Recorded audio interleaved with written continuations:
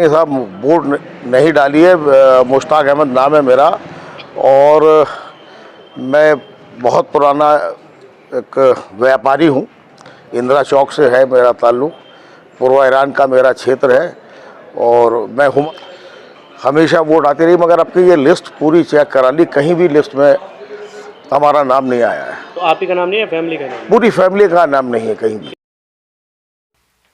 जय हिंद मेरठ मित्र channel NTV live web news पर मैं हूं आपके साथ नवेद खान। दिन है आज 11 मई 2023, निकाय चुनाव के मतदान का दिन। बात करें मेरठ की तो मेरठ में जो मेरठ का नगर निगम मेयर का जो पद है, इसका जो चुनाव है ये पूरी तरह फंसा हुआ नजर आ रहा है। इसमें कुछ अपनी गलतियां रही, कुछ चुनावी मैनेजमेंट की खामियां रही और रही सही कसर पूरी कर दी निर्वाचन कार्यालय के स्टाफ की कारगुजारी ने। हालांकि पुलिस प्रशासन चौकस रहा, खुद आला अधिकारी दिन भर फील्ड में रहे, मौके पर रहे, सीसीटीवी कैमरे लगाए गए, जो सेंसिटिव एरियाज है उन पर निगरानी की गई, चौकस रहे पुलिस प्रशासन। दोपहर 2 बजे तक मतदान का जो प्रतिशत था बमुश्किल तमाम 26% तक पहुंच सका। हालांकि खबर आ रही कि मेरठ नगर निगम क्षेत्र में चुनाव मतदान 45.6% रहा, जबकि पिछले चुनाव में यह मतदान काफी ज्यादा था, जिसके चलते आशंका जताई जा रही है कि कड़े मुकाबले के चलते मेरठ नगर निगम मेयर का चुनाव फंस गया लगता है। अब इसका नफा नुकसान किसके हिस्से में आना है, ये कहना अभी जल्दबाजी होगी। हाँ, अगर ग्राउंड रिपोर्ट की बात की जाए तो कम मतदान का असली कारण है बेतरतीब मतदाता सूची है। कई ऐसे मतदाता शहर के अलग अलग बूथों पर मिले जिन्होंने शिकायत की, आरोप लगाया कि उन्होंने लोकसभा विधानसभा में वोट किया था, लेकिन इस बार उनका नाम ही नहीं है वोटर लिस्ट में।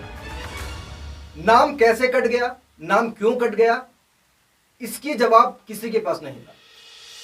यह बताने को तैयार नहीं था कि नाम कैसे कटा, क्यों कटा। कुछ लोगों ने शिकायत की कि उनके पास मतदान करने की पर्ची तक आई थी, लेकिन बूथ पर पहुंचे तो वहां मौजूद लिस्ट में उनका नाम ही नहीं था। इतना ही नहीं, सिविल लाइन क्षेत्र के में तो एक पूरे परिवार का नाम ही लिस्ट से गायब था। वोटर्स को बताया गया कि इस बूथ पर नहीं, दूसरे बूथ पर वहां चले जाइए, वहां उनका नाम होगा, वहां भी लिस्ट में नाम नहीं। 2 बूथ भटकने के बाद फिर तीसरे बूथ पर हिम्मत नहीं जुटा पाया वोटर, जिसके गर्मी बहुत ज्यादा है। गुरुवार की सुबह के वक्त तो पोलिंग बूथ पर एक लंबी कतार दिखाई दी, लंबी लाइन नजर आई, लेकिन जैसे जैसे दिन चलता गया लंबी कतारें सिमटती नजर आई। वहीं अगर मुस्लिम इलाकों की बात की जाए तो वहां भी बंटवारा नजर आया। हालांकि इस बंटवारे में बड़ा हिस्सा साइकिल पर सवाल दिखाया, कुछ पतंग उड़ा रहे थे, लेकिन कांग्रेस का हाथ कहीं भी पंजा लड़ाता हुआ नजर नहीं आया। शहर के कई इलाके तो ऐसे थे जिनमें कांग्रेस का बस्ते तक नहीं लगनी थी। वहीं आम आदमी पार्टी के प्रत्याशियों की कोशिश ज्यादातर बूथों पर बस्ते लगवाने की रही, लेकिन बस्ता लगना कभी भी वोट की गारंटी नहीं माना जा सकता, ये आप सब लोग जानते हैं। हाँ, बसपा का हाथी कुछ ही इलाकों में चिंगारता दिखाई दिया।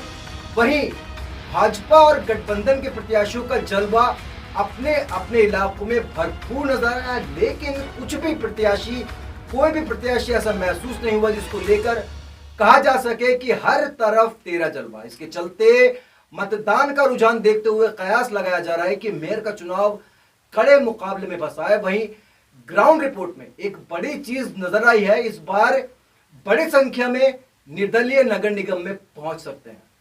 वहीं मतदान का रुझान देखते हुए कई की प्रतिष्ठा भी दांव पर लगी है, क्योंकि सूबे के मुख्यमंत्री योगी आदित्यनाथ और सपा सुप्रीमो अखिलेश यादव दोनों ही चुनाव प्रचार के लिए मेरठ में आए थे।